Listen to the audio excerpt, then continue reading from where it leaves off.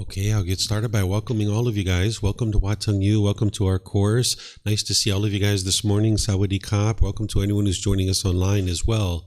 This is our Foundation in the Path to Enlightenment course, where I'm going to be teaching Monday through Friday from 9 a.m. to 3 p.m. It's such a great way to start your new year, right? Doing some work to learn about these natural laws of existence that the Buddha taught and helping you to progress forward in your journey to enlightenment. So congratulations to you for making the decision to start your new year off in this way. What I'm going to be doing over the next 5 days is helping you guys to understand the path to enlightenment as the Buddha taught it. And we're going to be diving into all kinds of topics to be able to help you guys to understand a foundation in his teachings to be able to get to this enlightened mental state. Some of the things we're going to be doing today is we're going to start off with some meditation. I'm going to guide you guys in a meditation session just to get started. Then after that, we're going to move into describing the course and helping you guys to understand what the course is and the makeup of the course. Then I'm going to be describing the life story of the Buddha so that you understand who this individual is that you're embarking on this journey to potentially learn his teachings and ultimately get to enlightenment. Then we're going to take a break in the mid-morning, and then we'll come back and I'll teach you what is enlightenment so that you'll understand what this mental state is and you'll have an understanding of where you're potentially headed towards. Then we're going to take a lunch, and you guys are going to see that we generally take about an hour and a half lunch, which gives you plenty of time to spend time with each other and take a nap or get some food or whatever it is that you'd like to do. And then when we come back in the afternoon, I'm going to teach you some chanting and helping you to understand what Buddhist chanting is all about. So welcome to all of you guys here, and welcome to anyone who's joining us online as well. If you'd like to join for meditation, the way I start is with the chanting to ease us into the meditation. And as I mentioned, I'm going to be teaching that to you this afternoon so you understand how that originates and what that's all about. But just for now, understand that the chanting, it isn't a rite or ritual or a ceremony or worship or anything like this. If you'd like to see what the chants are, they're on laminated sheets. Looks like someone's going to hand them out here. These are the actual chants that we do prior to meditation and after meditation. But I'm going to teach you what this is all about after our lunch. But just understand at this point, it isn't anything mystical or magical. It's not prayer or worship or anything like that. It actually is helping you to gain more benefit out of the meditation itself. But we'll talk more about it this afternoon. After the chanting, I'm going to come in with some guidance to be able to help you to understand how to actually meditate while we're actually meditating. Then I'm going to have this period of time where it's just quiet. We're just all meditating together. And we're going to kind of do a shorter meditation today, where each meditation we're going to get them longer and longer and longer, so that by the end of this course, you'll be able to meditate for 30 minutes or more as part of your practice. But when we first get started, we kind of start with just a short, brief meditation. Then after that period of time where it's quiet, where we're meditating together, then I'm going to come in with some more chanting in order to ease us out of meditation. And you guys are welcome to join into that as well. In terms of your body positioning, we're going to actually talk about the 4 different positions of meditation as part of this course on Tuesday afternoon. But just for now, usually students are starting out in the seated position. If you'd like some guidance on the seated position, I'll provide that for you, because that's usually where people are starting out. But there are other positions, and there's not just one fixed way to actually position the body. You're going to need different positions at different times. So what I'm going to share with you here is just suggestions for you to help you find some comfort, because you got to find what's comfortable for you. So if you're on the floor, you might be sitting with some cushions under your rear. This helps to kind of soften your seat, and this can make it more comfortable. You'd like to just probably lightly cross your legs. This will help to allow the circulation to flow in the lower body. Whereas if they were real tight, it would impede circulation and it could cause pain in the lower body. Some people like to put their legs off the mat. This gets their hips up in the air, and it lessens the angle at the hips, the knees, and the ankles, and it allows the circulation to flow. So you might decide to do that as well. There's many different ways to sit. You can see that I'm here in a chair with my legs sit crossways. So there's many different ways. There's not just one particular way. You can sit with your legs extended or any way that you would like. The Buddha put his right hand over his left with his thumbs together, and he put this into his lap. If this is comfortable for you, you could use it, but it's not about everyone doing it exactly the same way. You might decide that you'd like to use a different option. You might decide to put your hands on your thighs or your knees or your palms up, or rest your hands comfortably in your lap. There's many different ways to position the body. You find whatever's comfortable for you. And for anybody who might be on a chair or on a sofa or a bench, or maybe you're at home in a wheelchair or something like that, oftentimes people put their feet flat on the floor or lightly crossed at the ankles, but there's many different options. As I mentioned, I'm here in a chair with my legs crossed, so that's an option for you as well. And then the hands and arms can just go wherever you're comfortable. It's helpful if the upper body is erect, because this keeps the mind attentive and alert during the meditation, whereas if you were slouched, the mind would have a tendency to be dull or lethargic. But if you're real rigid, the mind can be overactive or uptight. So by having the sternum up and the shoulders back, not only will it help you to keep your mind attentive and alert during the meditation, but it'll help you to breathe in through the nose and out through the nose during your meditation. So this is something that you could potentially consider as well. So again, I'm going to ease us into meditation with some chanting, which you guys are welcome to join in on, and then I'll come back in with the guidance.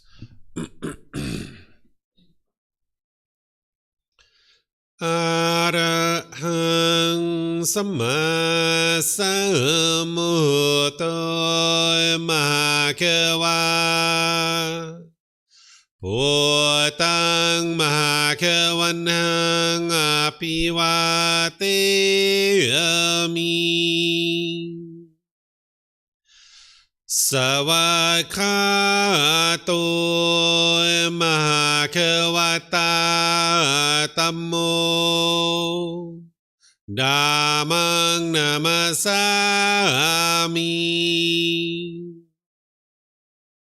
Supatipano Mahakavato Savaka Sangho Sanghang Namami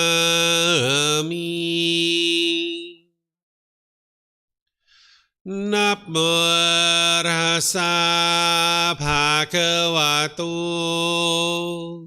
Arahato Samma Sambuddhassa Namo Rasa Bhagavato Arahato Samma Sambuddhassa Namo Rasa Bhagavato Arahato Samma Sambuddhassa Iti piso Mahakawa Arahang Samma Sambuddho Vicacaranang Sammuno Sakato Rokavitu Anutero Purisa Dhamma Sati Satatawa Manusarang Poto Bhagavati.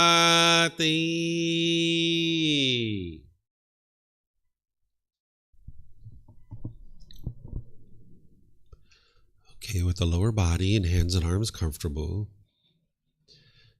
and the upper body erect, just close the eyes and start breathing in through the nose and out through the nose. Here you're just looking to establish the breath, a nice, natural, steady, consistent breath. Not forced or controlled, just a gradual inhale through the nose, experiencing the full breath. And then whenever you're ready, exhale out through the nose. Breathing in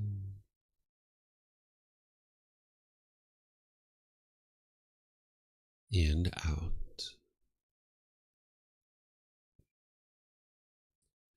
Breathing in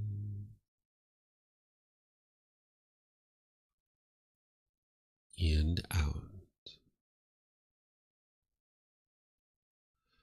Your breath may not match up with the guidance that I'm providing, and that's okay. This is your practice. I'm just here for guidance.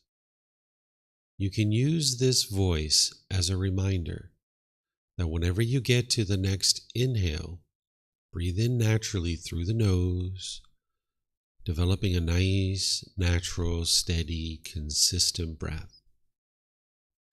And then whenever you're ready, exhale out through the nose, experiencing the full breath. Breathing in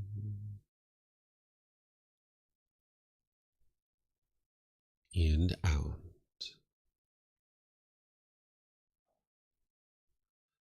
Breathing in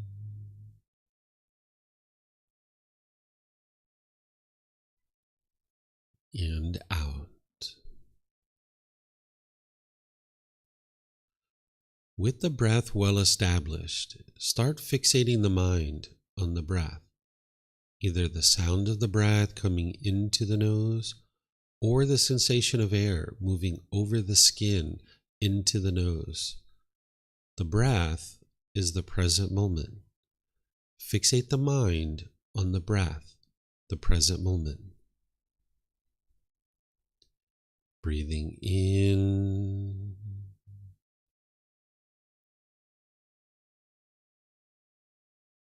and out.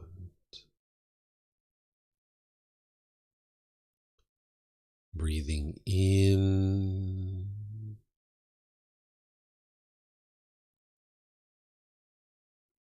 and out.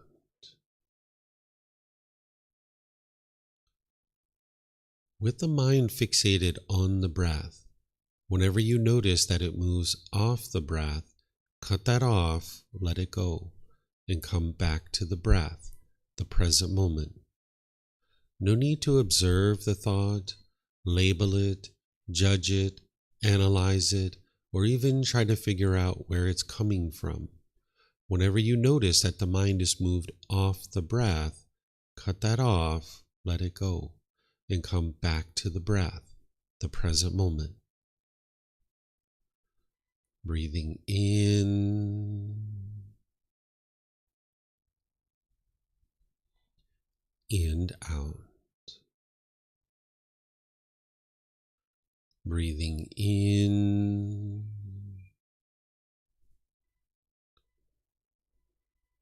and out.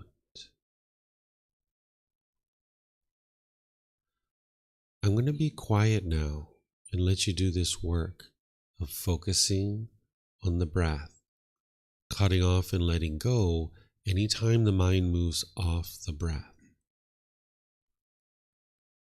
You have nowhere to go. There's nothing to do.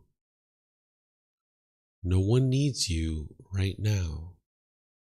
This is your time to focus on the breath.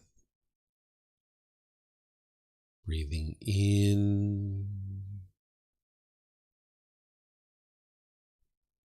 and out.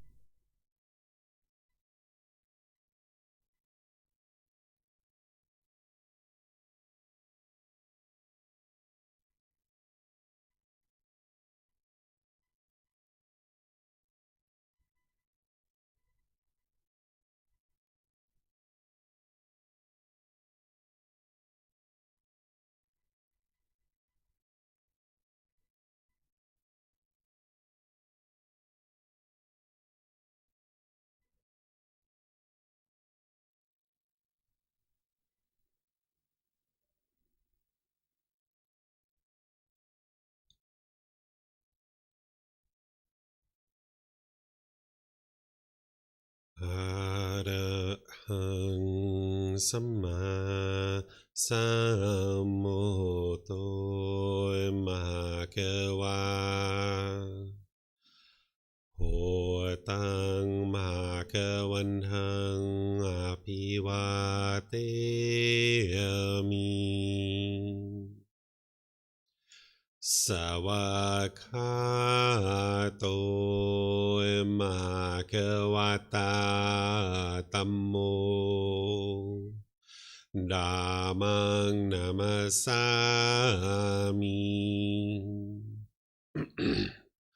Supatipano Bhagavato Savaka Sangho Sanghang Namami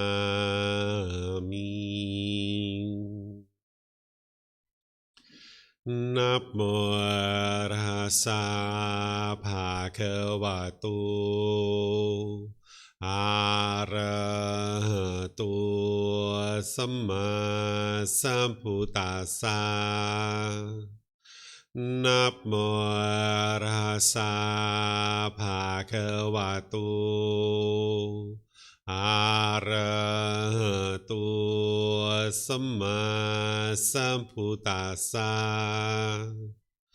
Namo Rasa Bhagavato Arahato Samma Sambuddhassa Iti Piso Bhagava Arahang Samma Sambuddho Vichacharanang Sammuno Sakato Rokavitu Anutero Purisa Dhamma Sati Satatawa Manusanang Oto Bhagavati.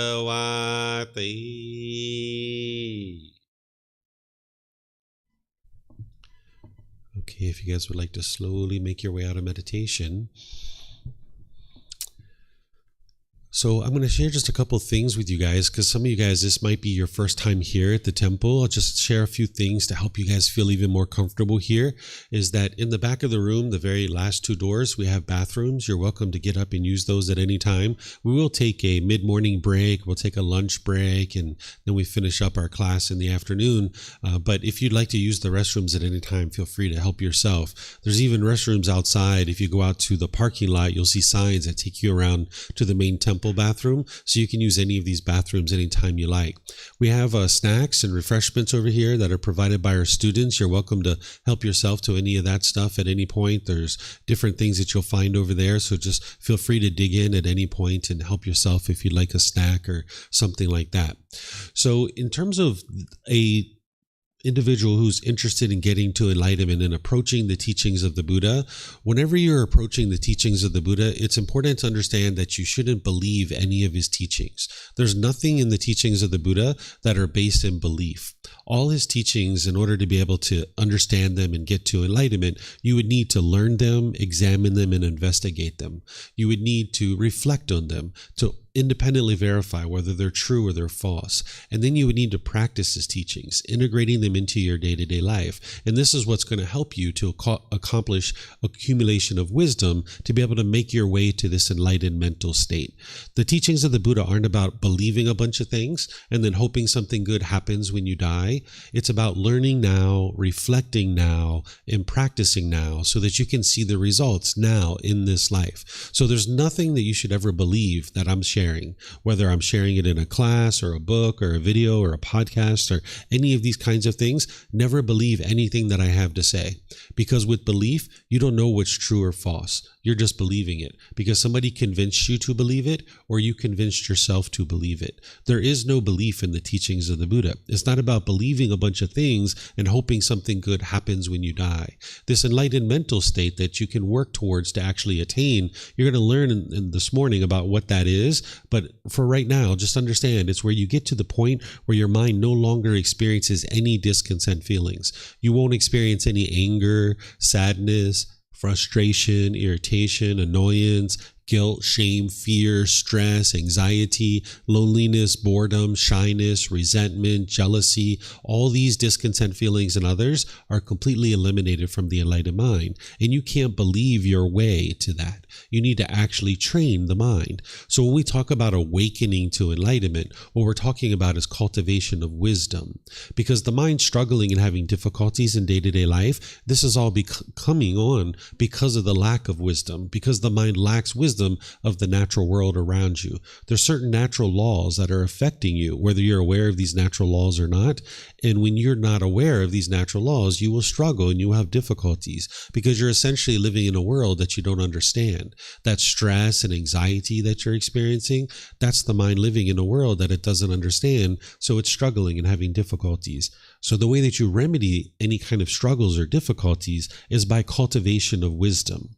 We've done this exact same thing as it relates to other natural laws in our life. You may or may not be aware of this, that as we were all growing up, we struggled and had difficulties with the natural law of gravity. So therefore, we needed to cultivate wisdom. We were making unwise decisions. We fell down, we hurt our knees, our elbows, we broke our toys, we hit our head on something. We had all kinds of challenges as a child because we lacked wisdom of this natural law, because we were young and we didn't understand this natural law. So it was affecting us whether we were aware of it or not. That's the thing about these natural laws, is they're going to affect you whether you're aware of it or not. But slowly but surely, as we aged, we gained wisdom of this natural law. And slowly but surely, we started making better decisions. We started tying our shoes a bit tighter. We started looking at the surface of the sidewalk when we were walking. We stopped being so giddy and bouncing around like a little kid all the time. And because of that, we started experiencing better results because we were making wiser decisions. When we make wise decisions based on a natural law, we will experience wholesome results or wholesome outcomes.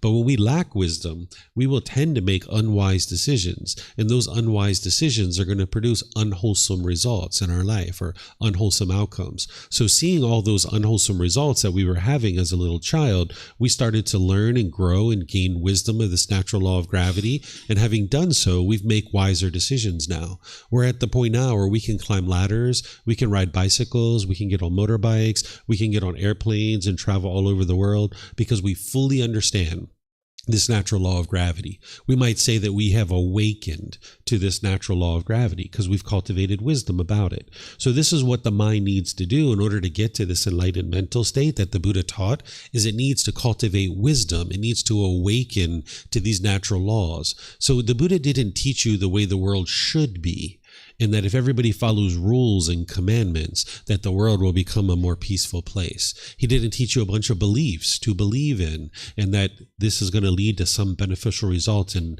afterlife. Instead, he's teaching you about the way the world is. And by understanding the way the world is, then you, with that wisdom, you will navigate the world more peacefully and more harmoniously with the beings around you and with your own being. You'll be able to get to this peace and joy that I'm talking about, where the mind is completely peaceful and joyful, and it's a permanent mental state that you're always experiencing this. And there's other benefits too, besides just the elimination of discontent feelings. So that's why we're going to talk about it in the morning.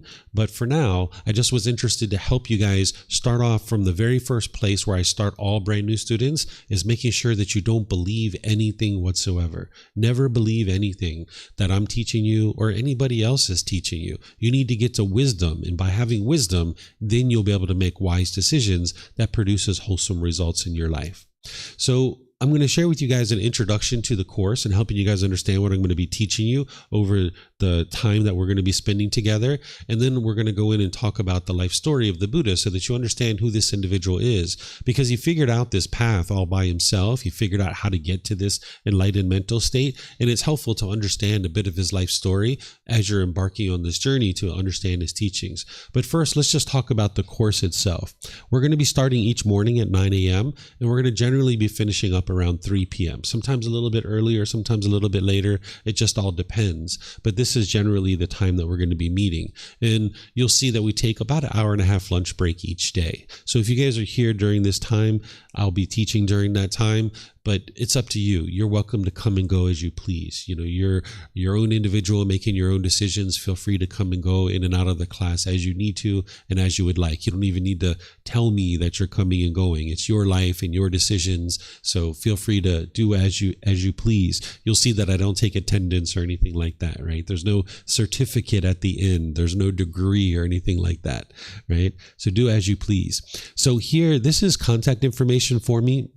If you would like to contact me at any time, again, you don't need to tell me that you're coming to class or you're not coming to class or anything like that. This information is more for like after class, that you might, after this course, you might need to get in contact with me for some reason because you need help and to maybe reach out to get assistance and guidance. And you're welcome to reach me in any of these ways that you would like.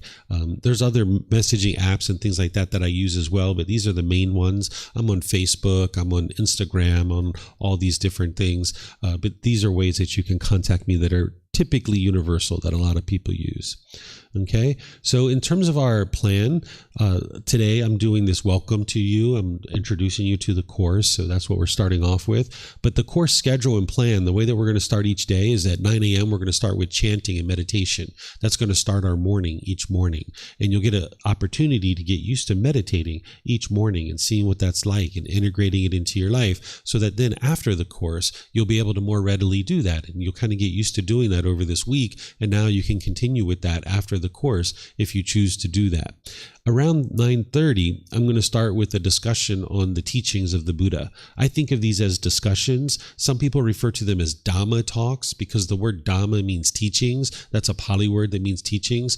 I don't think of these as lectures or sermons or anything like that. It's more of a discussion. I'm sharing teachings with you and helping you to understand. You're asking questions to be able to understand more fully and gain clarity on what the teachings are. So it's more of a discussion where I'm sharing these things with you to be able to help you learn. And as you're asking questions, you will be able to actually learn and understand what the teachings are because you're gaining clarity on that.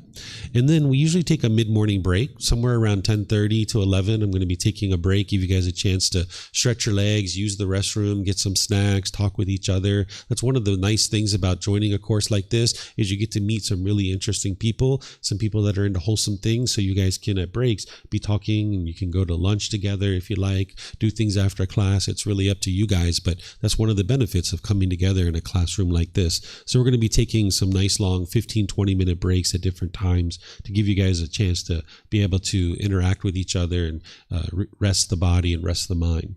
Then we're going to take a lunch around 12 o'clock, sometimes a little bit earlier, sometimes a little bit later. It just all depends. And we normally take about an hour and a half lunch. Again, sometimes hour and a half, sometimes a little bit shorter. It really just depends on what we're doing in the class. But I'll let you know each day when we're going to lunch how long we're going to go to lunch and when we're coming back from lunch. And when we go to lunch, I leave this place open. So if you guys would like to go to lunch and come back, feel free to do that. If you'd like to eat out at the tables, you're welcome to eat out at the tables out there out front of the classroom.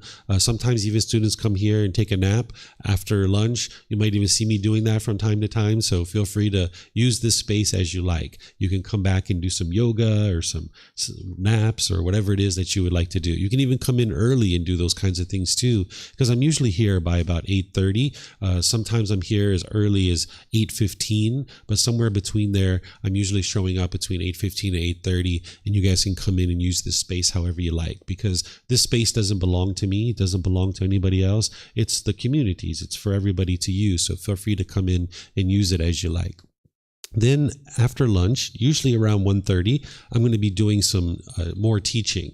We will do meditation and some teaching.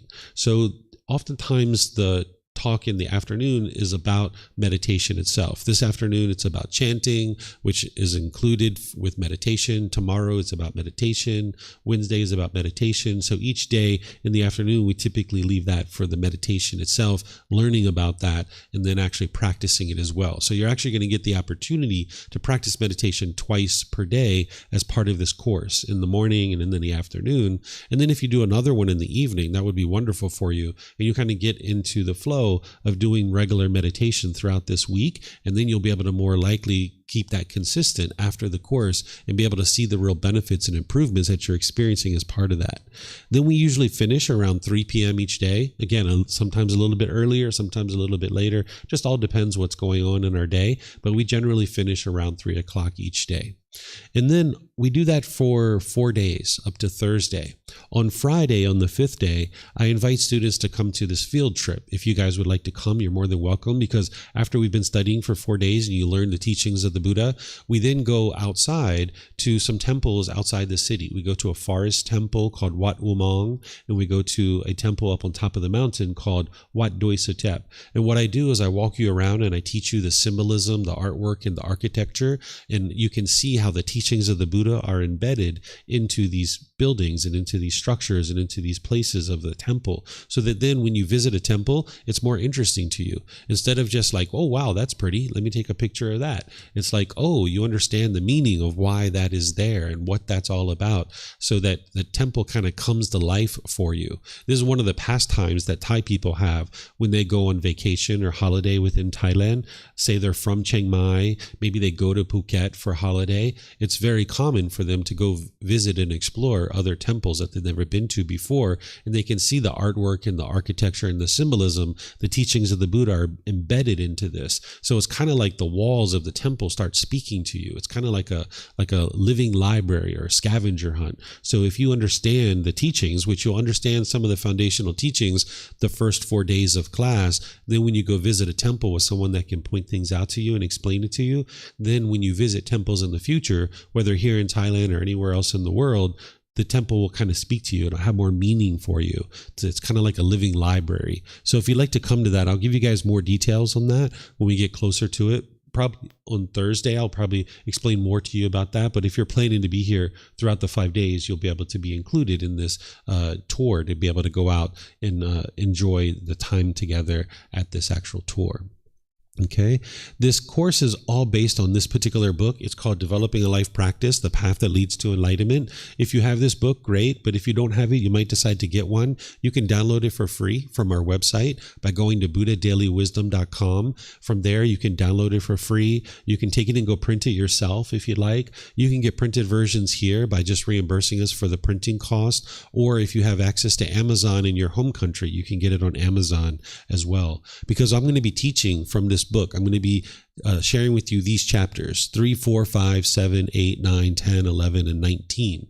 These are the chapters that I'm going to be discussing, and you'll see each talk that I give, it's going to list the chapter that I'm talking about, because there's some things that I'm going to be able to teach you in a class like this that aren't in the book, but there's some things in the book that aren't in the class. So there's some things that are easier to teach in a book, and there's some things that's easier to teach in a class like this. So by the combination of the two, you'll be able to be fully informed of what the teachings of the Buddha are. So if you'd like to be reading these chapters during the week, you're welcome to do that, or you could potentially read it after the class to reinforce what you've learned in the class. It's really up to you, but having access to this particular book would be really helpful for you. So you can get it in PDF and Kindle and print. We have larger sizes like you see here and over there, but we also have smaller travel sizes too, because sometimes people are traveling. They like smaller sizes. So you can see the smaller ones over there as well. And it's part of this book series. There's a book series that I share. It's 13 books. It's titled The Words of the Buddha, The Path to Enlightenment, Revealing the Hidden.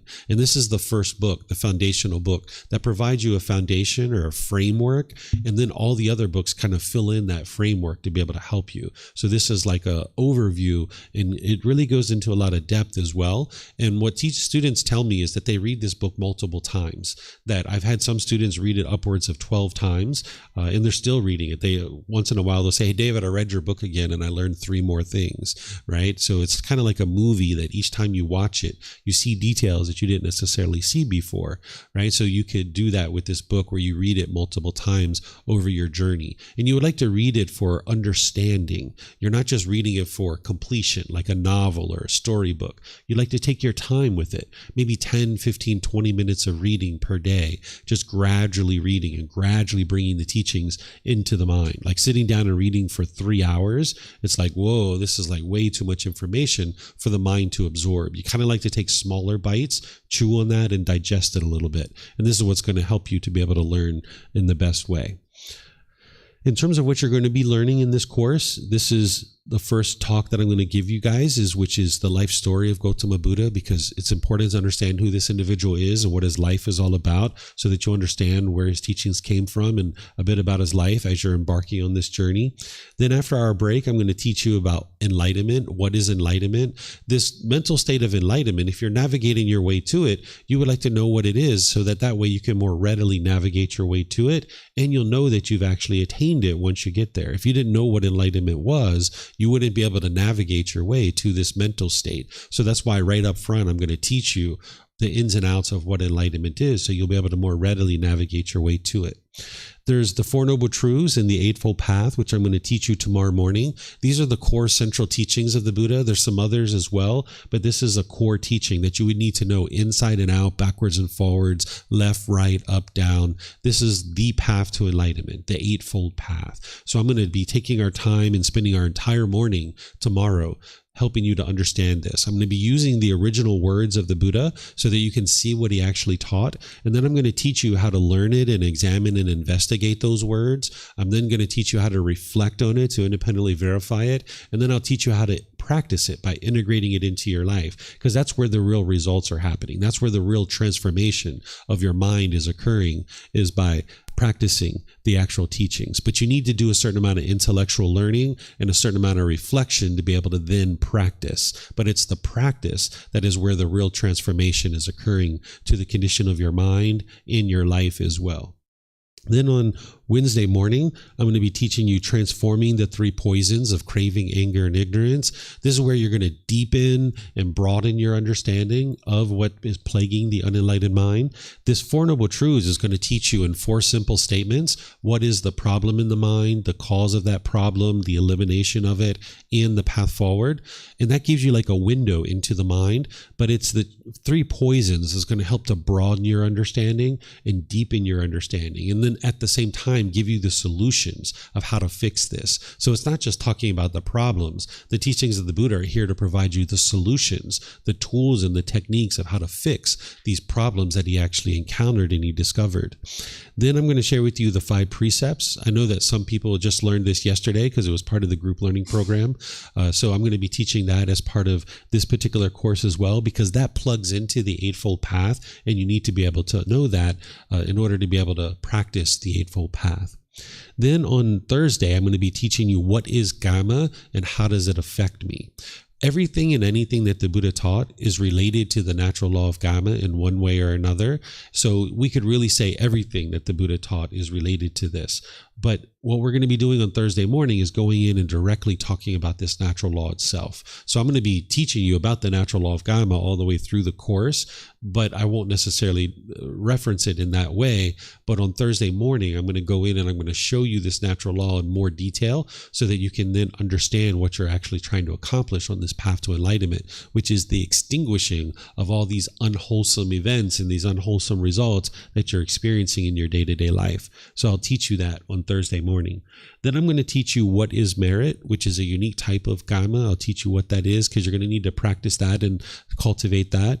Then I'll teach you continued support on the path to enlightenment because you're going to need support beyond this course. You're not going to be able to get to enlightenment in 5 days. Nobody has ever done that, not even the Buddha. So you're going to need support beyond this course. I'll show you how to do that. And all of that is available for you at no cost. There's never a time where you need to pay for anything. All the continued support is available to you for now now and forever at no cost. And then I'll be teaching you throughout the course meditation and helping you to develop your practice of breathing mindfulness meditation. There's 4 meditations that the Buddha taught, and I'll introduce you to those during the course, but we're really going to focus on one because that's the foundational meditation that you need as part of this course. But then as you move through the various courses and retreats and programs that I share, you're going to learn all those other meditations because you're going to need them at different times. But in terms of building a foundation, it's breathing mindfulness meditation that you need to know. So we're going to talk about that on Tuesday afternoon, where you're going to have an opportunity to practice it 3 times during the class. Then I'm going to actually teach it to you, because by having had the experience of doing it, then it's better to teach it to you at that point.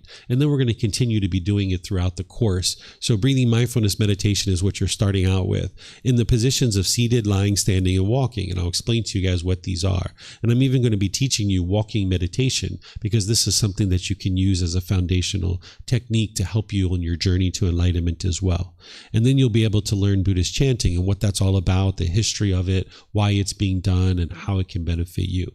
And then ultimately, I'm going to teach you towards the end of the course how to integrate these teachings into your day-to-day life. Because one of the challenges that some students experience when they're learning other places is they go off and they learn all these different things, but they have a really hard time integrating it into their day-to-day life and really continuing to get the benefit of those 5 days or 10 days that they spent learning. It's like, all right, well, I just spent all this time learning. How do I actually continue to integrate this into my life and actually get the real benefits? So I'm going to teach you that as well, so you can see how to continue to get benefits beyond this course. So this is the things that I'm going to be focusing on in the course. And as we go, you guys are welcome to ask any and all questions that you like at any point in any of the talks that I give. The way that you can ask questions is just come and get a microphone here from the white bowl, because we have people that join us online. And if you talk here without a microphone, people wouldn't be able to hear you. So we'll be able to hear you here. They'll be able to hear you online. If you get a microphone, you can take it back to your seat with you, because you might have more than one question, or someone around you might have a question, and you'll be able to use that multiple times. You just press the button on the microphone. You're going to see the lights come on, and then you hold it up to your chin, and then you can talk in the microphone. And then after you're done, if you could turn it off, because then we won't get feedback from the microphone. And then for those of you guys that are online, you can ask questions by putting that into Facebook, YouTube, or Zoom in the comments section, or you can raise your hand in Zoom and ask any and all questions you like by just unmuting your microphone. So do you guys have any questions on the course or kind of what we're going to be covering this week?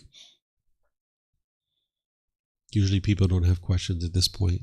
Let me just check online, see if we have anything here. Okay.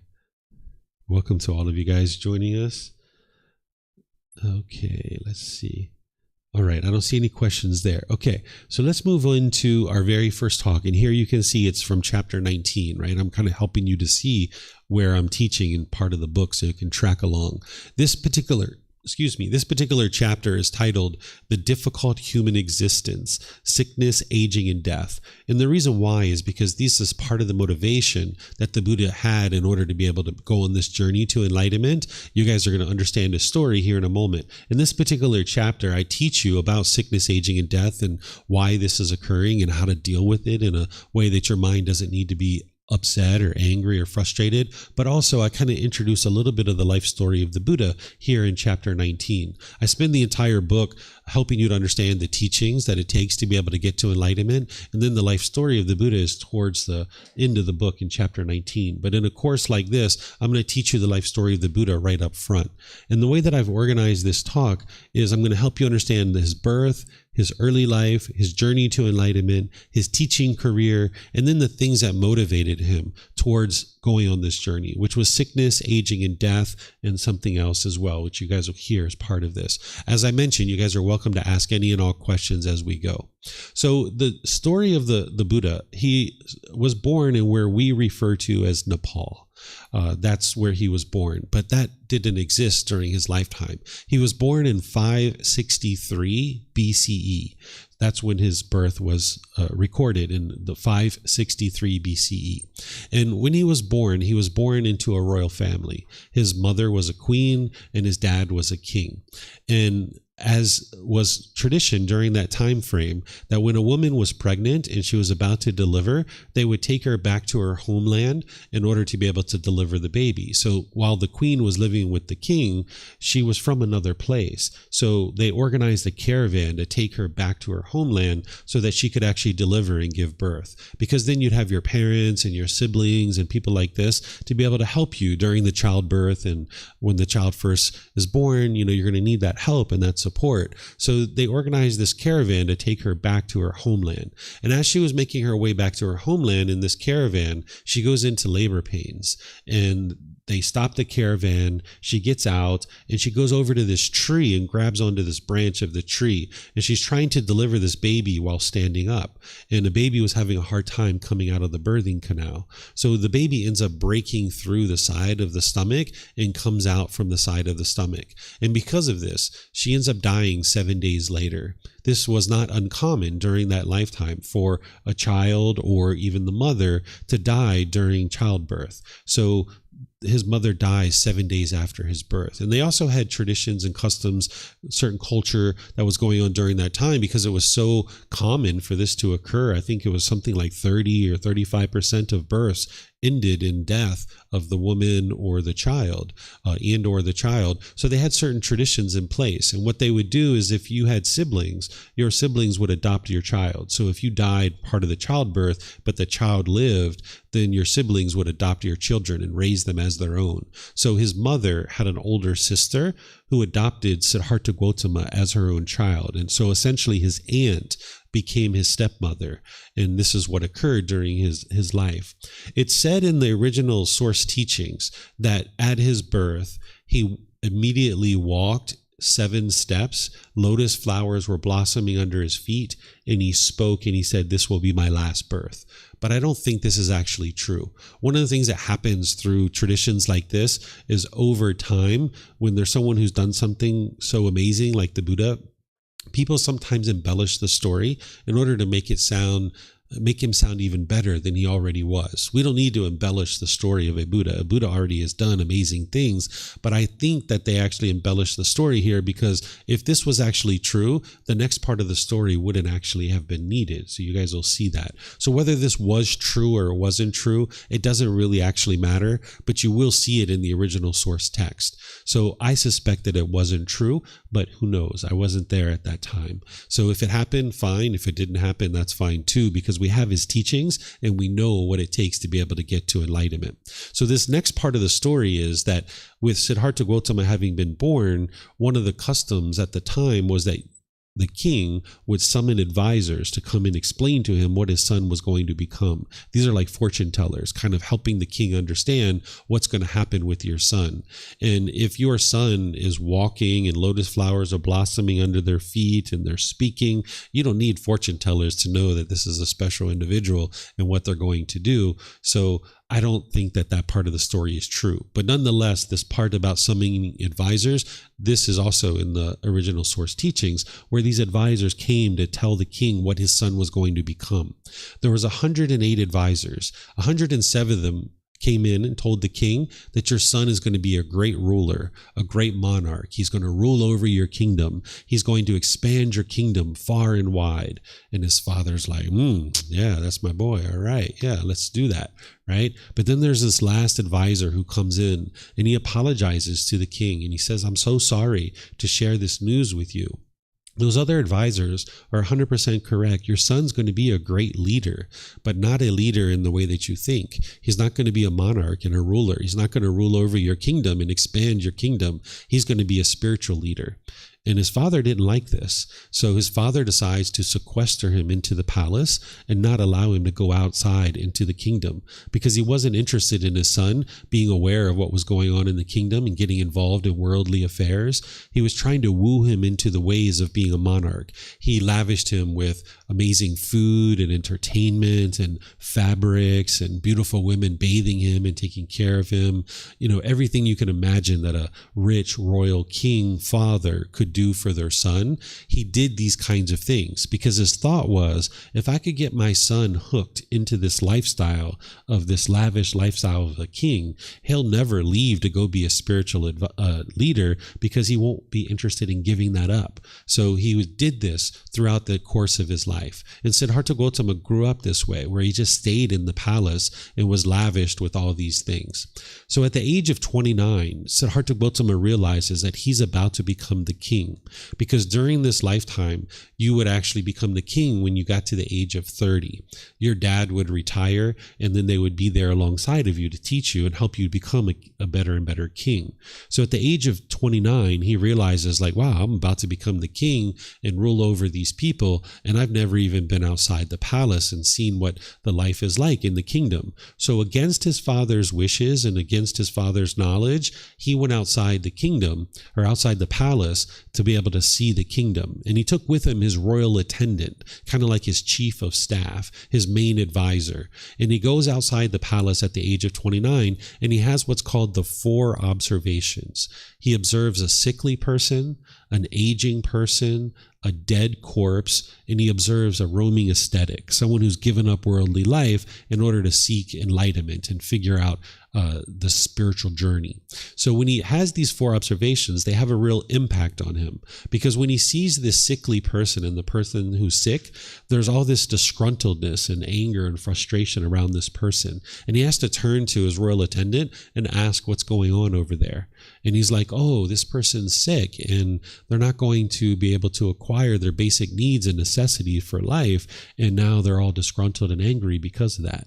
And this had a real impact on Siddhartha Gautama, because he didn't understand a life of not having what you needed, right? He lived this life of luxury where he had everything you can imagine that he could want or need.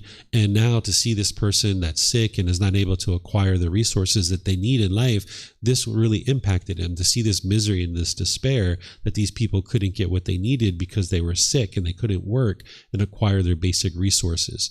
So then he ends up seeing an aging person, kind of an older and decrepit person. And the same thing, he sees the disgruntledness there, and he has to turn to his royal attendant and ask what's going on. And the same thing, that this person can't acquire the basic necessities for life. And this has a real impact on Siddhartha Gautama. Then he sees a dead corpse, and he sees people grieving around this dead corpse. And he needs to ask his royal attendant what's going on over there. And once again, it's the same story, that this individual dying, they're not going to be able to help the family to be able to acquire the needs that they have in life. There's all this grief and sorrow and displeasure as part of this. And this has a real impact on Siddhartha Gautama. He starts to see the kingdom as being full of misery and despair, right? This difficult human existence that is being experienced. Then he sees the 4th thing, the 4th observation, which is a roaming ascetic, someone who's given up worldly life in order to be able to seek a better understanding of life. This person is off meditating, and he has to ask his royal attendant, like, what is that? What's going on over there? And he's like, oh, that's someone who's given up worldly life. They're trying to figure out this sickness, aging, and death, and they're trying to figure out how to escape all of this. And Siddhartha Gautama decides that that's what he's going to do, that he wasn't interested in being a monarch or a ruler, because the way he saw it is by being a king, he would be ruling over misery and despair and sorrow and grief and displeasure, and he wasn't interested in that. So he decides he's going to leave, and he's not going to be a king. So he goes back to the royal palace, and by this time it's nighttime. And his wife, and he has a young son, an infant son, was actually sleeping at the time. And he looks in on them, and he decides that he's not going to wake them up. He's just going to leave, because he didn't understand the human mind as well as he did once he got to enlightenment. But he understood it enough that he felt like if he said goodbye, he wouldn't be able to leave. That if he woke them up and he hugged them and kissed them and said, hey, I'm going to leave to go on this journey to enlightenment, he felt like he wouldn't be able to leave. So he just kind of looks in on them and leaves them there at the royal palace and goes off on this journey. He takes with him his favorite horse, and he takes with him his royal attendant, and he now leaves out of the palace. And when he leaves out of the palace, he ultimately gets to a point where he decides to relinquish his horse and his royal attendant. And he tells them, he tells his royal attendant, hey, you've been really good, you've been helpful, but I don't need you anymore. You can go do whatever you would like to do. He gives him some provisions. He lets his horse go, and then he cuts off his hair. this is something that he does, that during this time frame, one of the ways they know you're a member of the royal family is you grow your hair really, really long. So when you go out into the kingdom, they could see that you have this long, beautiful flowing hair, and they would know you're a member of the royal family. Where today we just take pictures of the king and we plaster it all over the place, and then everybody knows who the king is. During this time frame, those of us that were working out in the fields and we were doing labor jobs, we wouldn't be able to have long, beautiful flowing hair because it would get tangled, it would get knotted up. We wouldn't have the time to take care of this hair. But the royal family, they had servants and they had the time and the luxury to be able to sit around and have people detangling their hair and shampooing their hair and taking care of it. So if you have long, beautiful flowing hair during this time frame and you went out into the kingdom, they would know you're a member of the royal family. So by him cutting off his hair that he'd been growing for 29 years, it's like, I'm never going back. I'm not going to go back to assuming the throne. And it also accomplishes other things for you, which you're going to learn about as part of this course. Not everybody has to cut off their hair in order to get to enlightenment, but this is one thing that some people choose to do as they're making their way to enlightenment. And you'll understand why that is when you learn in the class and the course. But nonetheless, he cuts off his hair and he enters into this life of homelessness where he's trying to learn and figure out how to get to enlightenment. And he takes up training with two different teachers. First one teacher and then another teacher. When he takes up training with the first teacher, this teacher was claiming that they had figured out how to get to enlightenment and that they would be able to guide Siddhartha Gotama to enlightenment. So they start teaching him how to get to enlightenment. And what they teach him is to hang himself upside down from trees, to lay on beds of nails, to pierce his body with metal implements, to starve himself. The thought was that if you could cause pain to the physical body and your mind could overcome that, then you would be able to get to enlightenment. So Siddhartha Gotama studies with this person for an entire year. And at the end of this time, this teacher says, hey, you've mastered my teachings. You can now share my teachings. And Siddhartha Gotama realized like his mind wasn't any more peaceful after having mastered these teachings than it was beforehand. So he knew that these teachings didn't lead to enlightenment. So frustrated with this whole thing, he decides to go off to another teacher. And he goes and studies with a second teacher. And the second teacher is essentially teaching him the exact same things. And he masters this person's teachings after about 1 year. And now this teacher does the same thing. He says, hey, you've mastered my teachings. You can now share my teachings.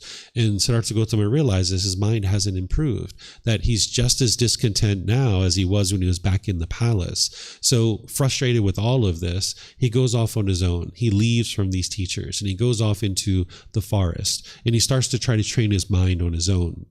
But the only things that he knows how to do are the same things that he was learning with these teachers. So he continues to starve himself. He takes it to the extreme, to the point where he's only eating 1 grain of rice per day. This is how he's sustaining himself.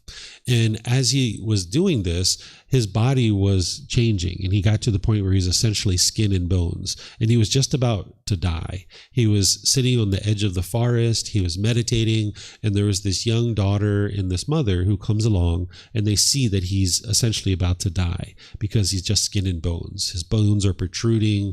You can see his ribs and his bones, and there's statues and artwork of during this time that you can see, what he looked like. So this mother and this young daughter beg and plead with him to eat some rice. And he reluctantly accepts this rice and starts to eat it. And in this moment, he has a realization where he starts to understand what's called the middle way. He realizes that when he's in the palace, he was living a life of sensual pleasures. He had everything and anything he could ever want. And his mind wasn't happy. He wasn't content in that situation. He wasn't peaceful, even though he had all these royal riches and he had everything you could ever imagine. But then when he left the royal palace, his mind swung all the way to the other side, where now he's disparaging the body, eating 1 grain of rice per day. And he realizes that doesn't lead to peace and joy either. So he starts to understand this middle way.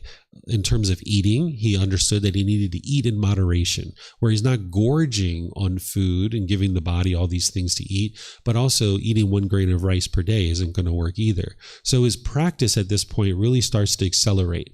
And over the next 4 years, he starts to discover this middle way, which is what you guys are going to learn tomorrow, the Eightfold Path. that is the middle way. And when he fine-tunes his mind and brings it to the middle, he realizes that he's attained enlightenment because his mind is peaceful, it's joyful, that he doesn't have any discontent feelings anymore. And this is accomplished through gradual training, gradual practice, and gradual progress. One of the biggest myths about the life story of the Buddha is that people think he sat under a tree, he meditated, and he instantly got to enlightenment. But this isn't actually true. If you read his actual teachings, he says very explicitly, he says, I did not attain enlightenment all at once. I attained it gradually over time. And you can see that in his 6-year journey. So by the age of 35, he's gotten to enlightenment. And what he does is he goes to this tree and he kind of hangs out at this tree. And this was in Northeast India that we're talking about, what we consider to be Northeast India. And that tree is actually still there. You can actually go visit it. We're taking a trip this year in December to go see the sites in India, which you guys are welcome to come along if you'd like. We're going to take this trip to go to see the various sites of the life of the Buddha. So at this particular tree, he contemplates for 7 weeks of whether or not he should actually share his teachings, because he knew his teachings were radically different than what anybody else was teaching at the time. Different people were teaching all these disparaging things to disparage the physical body, and they said this is what it was going to take to get to enlightenment. And he knew that what he had to teach was radically different than that. And he wasn't sure whether or not people would accept his teachings and whether they would be interested to learn them. So he contemplated for 7 weeks of whether he should go back to the palace or whether he should go off and teach. And this is the tree that people attribute to him attaining enlightenment. But in reality, he attained enlightenment over the 6-year journey that he was trying to figure out how to get to enlightenment. So after the 7 weeks at this tree, he did decide, I'm going to share these teachings. And he ends up deciding to travel back to the area where he was with those original 2 teachers. And as he makes his way back to that area, he encounters 4 of his previous classmates and 1 of his previous teachers. And now, as he encounters these individuals, they start laughing at him and joking him and mocking him because they saw that he had meat on his bones and he looked bright and he looked radiant and he looked healthy. And to them, in order to get to enlightenment, you needed to be disparaging the body. You should be starving yourself. So they thought that he had given up on getting to enlightenment because he looked so healthy, he looked so bright, and he looked so radiant. So they were laughing at him and joking him and mocking him and degrading him. But by the time you get to enlightenment, none of that stuff affects you. Right? So Siddhartha Gotama, the Buddha, now comes over to where they're at. He sits down on the floor and he touches the earth.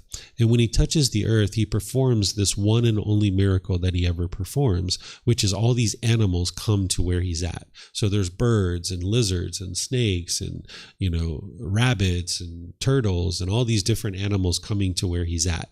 And these 5 people are like, okay, you have our attention. What do you have to say? So they sat down and he delivers his very first teaching. And this is the 4 Noble Truths. And this is what I'm going to teach you tomorrow morning. In the 4 Noble Truths, it's 4 simple statements that you can independently verify that explains the problem, the cause, the elimination, and the path forward of how to fix it. And in these 4 simple statements, because his teachings are independently verifiable, these 5 people understood that he had gotten to enlightenment, because you wouldn't understand and be able to explain these 4 things if you hadn't gotten to enlightenment, if you haven't figured it out. So they could tell that he had figured out how to get to enlightenment because he could clearly articulate in 4 simple statements of why the mind is experiencing these things and what is actually happening. The problem, the cause, the elimination of how to eliminate it, and the complete solution, the path forward. So from that point forward, these were the first 5 students that he had. Then more and more students kept joining over time. He kept experiencing more and more growth in his community. There were times when other teachers who were claiming that they had gotten to enlightenment would come and talk with the Buddha. And they would sometimes bring their students along with them. And they would sit there and they would ask the Buddha questions. And sometimes they would get angry and mad and irritated and they would storm off out of the meeting. And people would know, like, they're not enlightened, right? Because they're getting angry, they're getting frustrated. So those students that came with them would end up becoming students of the Buddha. Or sometimes those teachers would ask questions, and the Buddha would explain it in such a way that those teachers would realize themselves that they hadn't gotten to enlightenment and the Buddha had, and they would become students of the Buddha, and they would bring their students along with them. So the Buddha's community just kept growing and growing and growing. So from the age of 35 until 80, he shares the teachings with people that it takes to be able to get to enlightenment. So for 45 years, he's sharing each day what it takes to be able to get to enlightenment. And countless people get to enlightenment during his lifetime. And then he dies at the age of 80, and his teachings are preserved in such a way that countless more people get to enlightenment after his death. So these are the three criteria of what make a Buddha, is that they get to enlightenment by themselves without the help of any teachers or any guides. They then dedicate the rest of their life to sharing their independently discovered teachings, and countless people get to enlightenment during that person's lifetime. Then they preserve their teachings in such a way that countless more people will get to enlightenment after that person's death. So this is a Buddha, and they're very rare in the world. That the last Buddha that the world is currently aware of existed over 2,500 years ago, and there hasn't been a Buddha that the world's currently aware of since that time. So you're going to need teachers, you're going to need guides, because you're not an actual Buddha. So this is a very rare occurrence in the world, but you would need to meet those three criteria and others as well that you're going to learn about here this morning. So ultimately, it was sickness, aging, and death that led Siddhartha Gotama towards this journey to enlightenment, that he saw this misery and this despair, and he was trying to figure out why this was occurring and why people were so miserable. And you're going to hear this tomorrow with the Four Noble Truths. But essentially what he discovers is that the mind is craving permanence, that the mind, if it craves permanent health, when you are sick, and you will be sick because this body is not permanent, that then when you crave permanent health, but you're experiencing sickness, you'll be angry or disgruntled or frustrated. Or if you crave permanent youthfulness, now as you're aging and you're starting to feel the aches and pains and the wrinkles, and you're losing your hair and getting gray hair or whatever, if you're craving that permanent youthfulness, you'll feel frustrated and agitated and annoyed. Or if you're craving permanent life as you're getting close to death, or the people around you are getting close to death, if you're craving permanence, then you will struggle and have difficulties during this time. And because the Buddha discovers that everything in the world around you is impermanent, as long as your mind is craving permanence, in these situations, you will experience the struggles and the difficulties that come along with the craving, desire, attachment that's in the mind. But he ultimately figures out how to eliminate this craving for permanence and wanting things to be permanent in the world. And that's what the path to enlightenment is going to do for you. So do you guys have any questions on his life story? Yes, sir. Normally I pause during the talk in order to allow you guys to ask questions, but usually with the life story, it's better to just tell you the whole thing. The question was the concept of enlightenment. Did it exist before that? Because according to the story, he met people who were already seeking for enlightenment. So this kind of implies that the concept was already alive. So probably that means that people were aware of what enlightenment is, and so that also implies that somebody did get to enlightenment before that. Yeah, the understanding that there is something called enlightenment and what that is was understood by some people, but not all people, of course. But some people understood it, and they understood it to be the elimination of anger and frustration and all these other things. So when they saw their teacher get angry and frustrated, they knew that this person wasn't enlightened, and they weren't interested in learning with that person, because in order for you to be guided to enlightenment, you're going to need to learn from somebody who's either enlightened or very close to it. If you were learning with someone who wasn't enlightened, they wouldn't be able to guide you to enlightenment. It's kind of like, could you learn how to drive a car from someone who's never driven a car before? The answer is no. If someone's never driven a car before, they wouldn't be able to teach you how to drive a car. So if you were interested in learning how to drive a car, you'd like to learn from someone who's probably driven for 10, 15, 20 years and maybe has taught for 3, 4, 5 years. And that's the person you'd probably like to learn how to drive a car from. So while they understood what enlightenment was, or at least some people, and they understood what it was about, not everybody understood it. And not everybody was able to identify whether somebody was enlightened or not. But over time, the Buddha gave more and more clarity to what enlightenment is. But there were certainly some people that knew it existed and knew what it was, but just not everybody.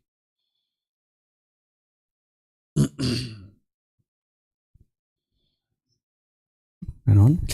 Is there any mention about in the text? Is there any mention about where does the concept come from? So the origins of this idea, is it to be assumed that it was just a solution to the problems that people had, or was there some origin of that idea being way there in the past, or people kind of so that the concept would go through generations? It's kind of like this is exist and this is possible. Does the question make sense? Yep, sure does. So in this time frame, Hinduism was very prevalent in that region of the world. And within Hinduism, there is the understanding of nirvana, right? Using the Sanskrit language, nirvana, which is enlightenment, or what the Buddha referred to as nibbana. This existed in Hinduism, and that was around long before the Buddha. And they were even doing meditation in Hinduism. They have the understanding, at least to a certain degree, of the natural law of karma, where the teachings of the Buddha refer to it as Gama. So these things were around, but people didn't have the clarity that they needed in order to really make a valid effort to get to this enlightened mental state. So the Buddha comes in and clarifies things and puts things together in a package that people could fully understand and actually experience the real results. Mm-hmm.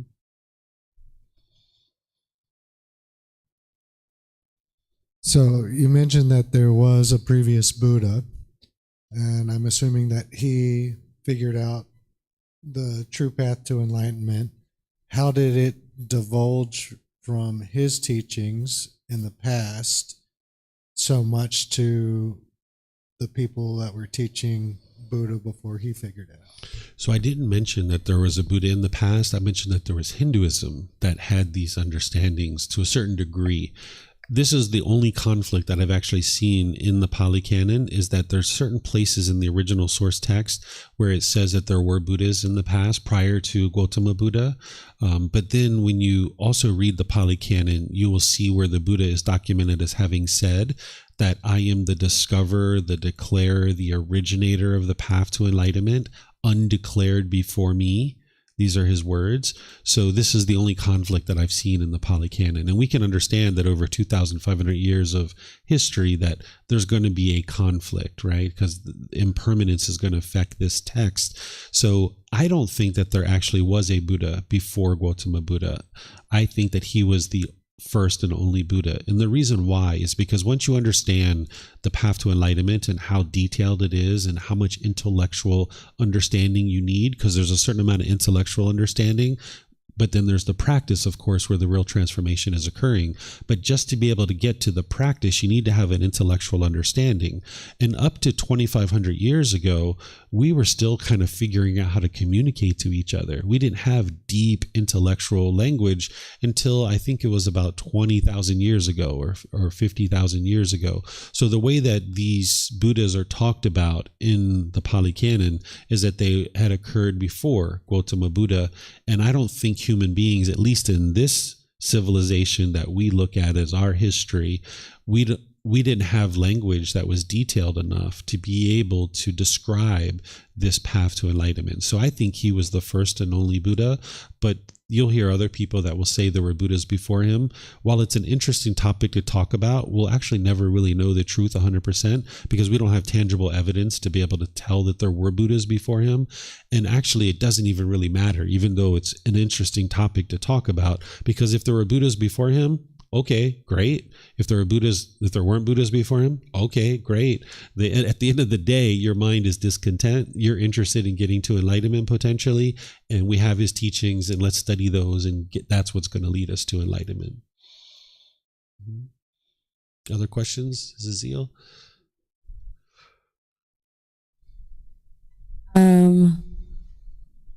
Did he ever go back to the palace? He didn't go back in terms of assuming his role as a royal family, but he did come back to that area, and his wife and his son and his stepmother and cousins and brother-in-laws and people like this end up ordaining with him and become a student of his. So he did interact with his family after that. This is one of the other myths about the life story of the Buddha. Some people think that he left his family and he never came back, and people think he abandoned his family, but this isn't actually true.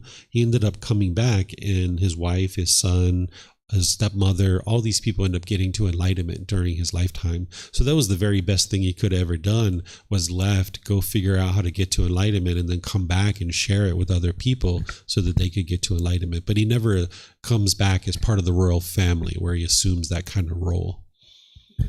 Mm-hmm. So it sounds like his father was also too attached to his son becoming a king. So he never sent people looking out for him, or what was his reaction? I imagine the royal attendant probably went right back to the palace and said, explain to people what happened. I suspect, I don't know. Obviously as a king, he has a lot of power, a lot of money. He would have figured out what his son was doing. It wouldn't have been very long before he found out. But at the end of the day, what can you do? This is a 29-year-old child who's off in the world doing their own thing. You can't force them to come back, and it would be unwise to do so. So Siddhartha Gotama was out there figuring out how to get to enlightenment.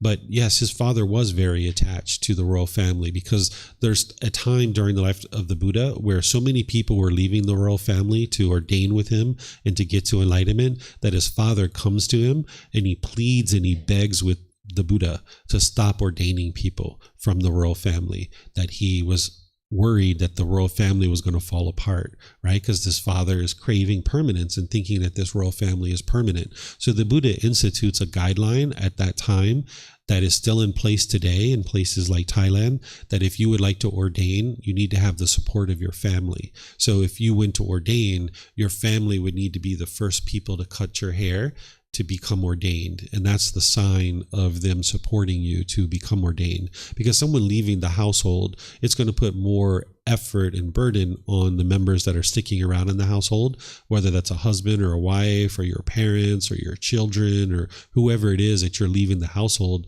These people are now going to have to do more work because you're not around. So the Buddha wasn't interested in people having those struggles and difficulties. So he was interested in making sure that people had decided, yes, you can go study with the Buddha. So that's a guideline that's still in place, that you need to have the support of the people around you, that you're part of this household before you become ordained. So the father didn't become a disciple? As far as I know, he didn't. No. This is one of the things that even though he's a Buddha, even though he has this deep wisdom, not everybody acknowledges that during a Buddha's lifetime. So during a lifetime of a Buddha, it's not like there's a physical characteristic that tells everybody that this person's a Buddha. It's not like their ears turned a certain way or their nose or there's a certain mole or something. And then the way that a Buddha teaches is they don't perform a bunch of miracles to try to convince people that they're a Buddha, because a Buddha's teachings are independently verifiable. And if they went around performing miracles, this would be like a craving for other people to be convinced that they are an actual Buddha, where a Buddha doesn't have that craving.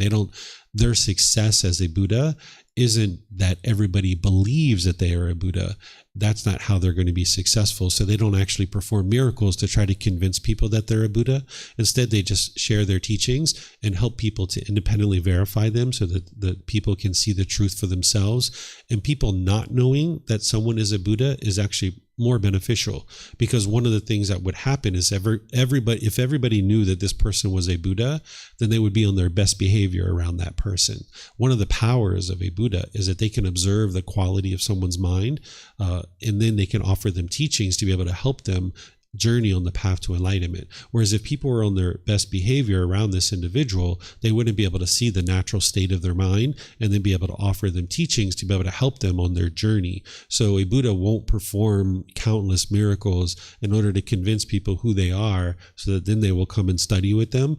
They will usually perform one miracle so that a certain initial group of people will know that this person's a Buddha, and they will become instrumental in helping the Buddha bring their teachings into the world. But from that point forward, they don't perform continuous miracles because their teachings are independently verifiable, and they can more easily help people to get to enlightenment when people don't know that they're actually a Buddha, because now they can observe the natural state of the person's mind and then help them with teachings to be able to guide them on the path.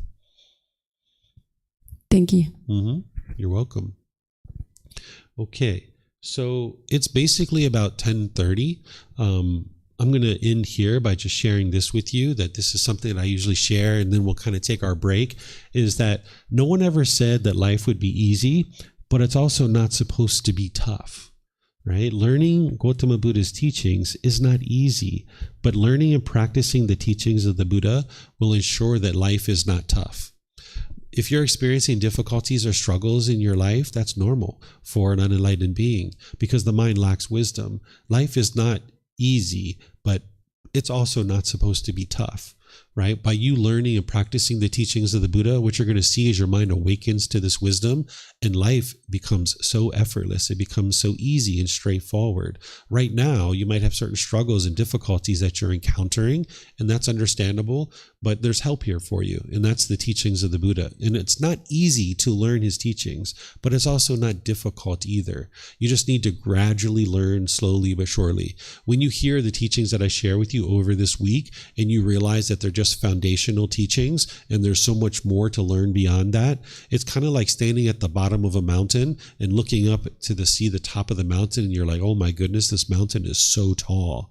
I'll never climb this mountain, right? That's what some people think, right? Instead of thinking that way, what I suggest you do is say, you know what, this is a high mountain, and it's going to be really fun and interesting to journey up this mountain. Let's figure out what this is all about. But you know what? Let's just take one step at a time. Let's just focus on one step at a time. We don't have to focus on the top of the mountain, but just understand that that's where you're headed. Because as you're making your way up the mountain, you might need a guide to help you, right? And that's what you're going to need on the path to enlightenment. You're going to need a guide to help you. And where you get tired and you're having difficulties, if you're walking up a mountain, you usually sit down and take a little break. Allow your thighs and your hips and your knees to take a rest, right? And then once you take a rest and you recharge, you start walking up the mountain again, focusing on one step at a time. One of the beauties about this mountain, though, is that if you are hiking an actual mountain, you're going to go up to the top of that mountain, you're going to see a beautiful view, you're going to get lots of fresh air, and then you're going to need to come back down the other side of the mountain, and you're done, right? But this particular mountain, once you get to the top of it, it's a permanent mental state that you don't have to come back down. That when you get to this peace and joy of the enlightened mind, it's a permanent mental state. Your mind will never again experience anger or sadness or frustration or any of these other discontent feelings. So while it is a pretty big mountain, just focus on one step at a time and understand that where you're headed towards is you're headed towards this improved and better way of life. It's not easy, it's not tough, but it's just one step at a time. And that's what I would encourage you to focus on. And understand that you have plenty of help to help you. You have me and you have other members of this community. You have lots of resources to be able to help you. And it's a lot of enjoyment to be able to do this inner work. This essentially what the Buddha is teaching you is this self-help program to help you do this inner work and really improve the condition of your mind and the condition of your life. His teachings aren't rules. They're not commandments. They're not beliefs. That's not about an afterlife. It's about learning and growing and developing into a better and better human being.